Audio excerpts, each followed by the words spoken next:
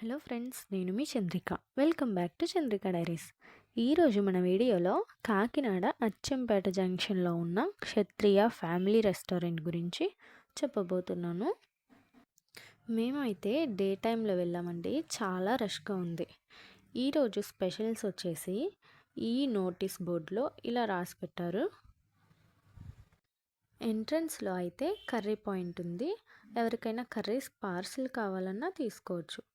ఇంకా లోపల ఒక ఓల్డ్ థీమ్తో ఉంది. అంటే రెస్టారెంట్కి ఇక్కడ మొత్తం పాకలు ఉన్నాయి. కాకపోతే లోపల ఫుల్ అయిపోవడం వల్ల కస్టమర్స్ చాలామంది బయట వెయిట్ చేస్తున్నారు. డిమాండ్ ఎక్కువ అనుకుంటాయి ఈ రెస్టారెంట్కి.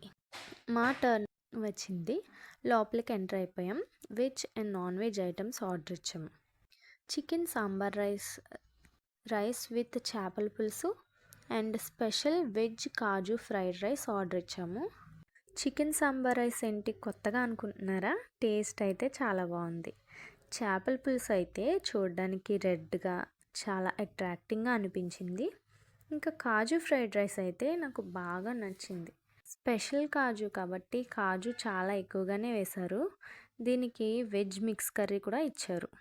మొత్తానికి ఐటమ్స్ టేస్ట్ అయితే బాగానే ఉన్నాయి.